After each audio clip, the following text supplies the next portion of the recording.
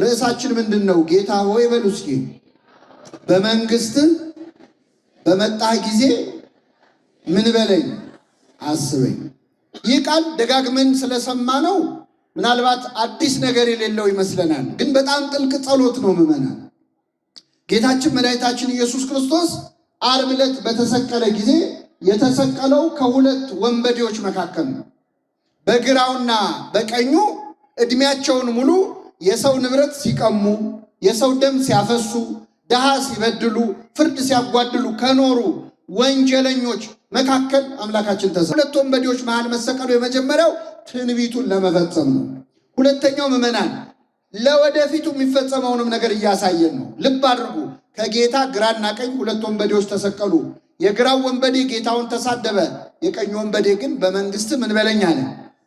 ከሁለቱ የቀኝ ወንበዴ ወደ ገነት ገባ። በዕለተ ምጽአት ክርስቶስ ሊፈርድ ሲመጣ ምን እንደሚከናወን እዛው መስቀል ላይ ያሳየን። እዚያው መስቀል ላይ ያሳየን። ክርስቶስ ዳግም ሊፈርድ ሲመጣ ኃጢአተኞችን በፍየል የተመሰሉ ኃጥአንን በግራው ጻድቃንን በቀኙ ያቆማቸዋል። እናንተ የአባቴ ቡሩካን ዓለም ሳይፈጠር ወደ ተዘጋጀላቸው ወደ መንግስቴ ግቡ ውረሱ ይላቸዋል። በቀኝ ያሉት ወደ ገነት እንደሚገቡ ለማሳየት ዓርብ ዕለት በቀኙ ያለው ወንበዴ ወደ ገነት እንዲገባ አድርጎ አሳየን። ስለዚህ ክርስቶስ ትንቢቱንም ፈጸመ፣ ትንቢትም ተናገረ ማለት ነው። በዚህ ዕለት ምዕመናን ክርስቶስ ከሁለት ወንበዴዎች መሃል ተሰቅሎ እያለ በመጀመሪያ ሁለቱም ወንበዴዎች ይሰድቡት ነበር ይላል። የማቴዎስ ወንጌል ምዕራፍ 27ን ሄዳችሁ አንብቡት። የማቴዎስ ወንጌል ምዕራፍ 27 ላይ ሌሎች ሁሉ ሲሰድቡት፣ መቼስ ዓርብ ዕለት እኮ ክርስቶስን ያልሰደበው ሰው የለም። እኔ በጣም የሚገርመኝ ከተሳዳቢዎች ሁሉ መንገድ ኃላፊዎች አሉ። በዛ ሲያልፉ እየወጡ ነው፣ ኢየሩሳሌም ገበያ ውለው ሊወጡ ሲሉ መንገድ ላይ ተሰቅሎ አዩ። ምንድን ነው አሉ። ወንጀለኛ ነው ተሰቅሎ ነው ሲሉ እነሱም መጥተው ሰደቡት ይላል። አሁን ምን ያውቃሉ? በማያውቀው ነገር የሚሳደብ ሰው አለ። አሁን እኛ የሆነ ሰው ሲሰደብ ካየን ተጨምረን አብረን እንሳደባለን። ይሄ ሁሉ ሰው የሰደበው መቼስ ስድብ ቢገባው ነው ብለን ማለት ነው። እንደዚህ እኮ ነን። የወደቀ ዛፍ ምሳር ይበዛበታል ይባላል። የተሰደበው ላይ ስድብ ማዋጣት ልማዳችን ነው። ስለዚህ መጥተው ክርስቶስ ሰደቡት። በግራ በቀኝ ያሉት ወንበዴዎችም ሁለቱም ሰደቡት። በኋላ ግን ምዕመናን በቀኝ ያለው ወንበዴ ድንገት ሐሳቡን ቀየረና እጅግ አስደናቂ ጸሎት ጸለየ። ጌታ ሆይ በመንግስትህ በመጣህ ጊዜ ምን በለኝ አስበኛል። ምንድነው ይህንን ወንበዴ ከተሳዳቢነት ወደ ጸሎተኝነት የቀየረው? ምንድነው? ተራ ጸሎት ደግሞ አይደለም ጸሎቱ። እስቲ በደንብ አስተውሉት። ሁሌ ስለምትሰሙት እንደው አዲስ ነገር የሌለው እንዳይመስላችሁ። ለመጨረሻ ጊዜ ላስብላችሁ። ጌታ ሆይ በመንግስትህ በመጣህ ጊዜ ምን በለኝ አስበኝ። አራት ነገሮች ነው የተናገረ። የመጀመሪያ ጌታ ሆይ አለው ክርስቶስ። ጌታ ሆይ ቃል አክብሮ ነው፣ የማክበር ቃል ነው። እኛ ስንጸልይ በሰማያት የምትኖር ምናችን ሆይ እንደምንለው ጌታ ሆይ አለው። ክርስቶስን ጌታ ሆይ ማለት ምን ይገርማል። ብዙ ሰዎች እኮ ጌታ ሆይ ብለውታል።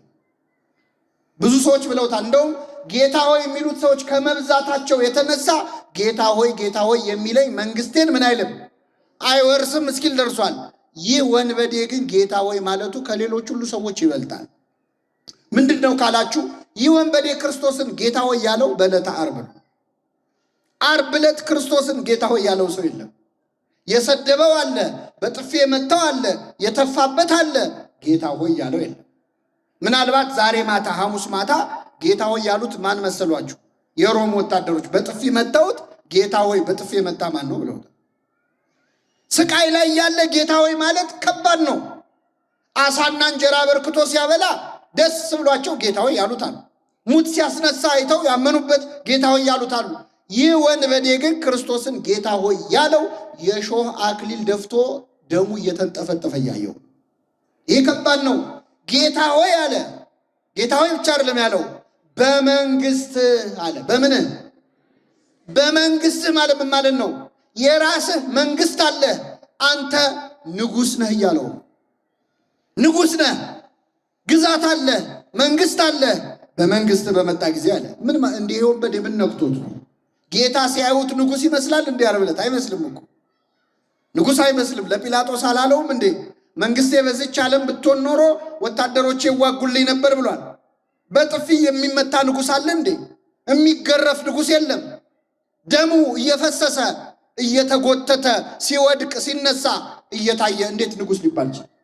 ይህ ወንበዴ ክርስቶስን ጌታ ያለው ያየው ዙፋን ላይ ተቀምጦ አይደለም፣ መስቀል ላይ ተሰቅሎ ነው። በትረ መንግስት ይዞ እንደ ነገስታት በክብር የበትረ መንግስቱን ይዞ አይደለም፣ በበትር ሲቀጠቀጥ ነው ያየው፣ ሲደበደብ ነው ያየው። ዘውድ ደፍቶ አይደለም ያየው፣ የሾህ አክሊል ደፍቶ ነው ያየው።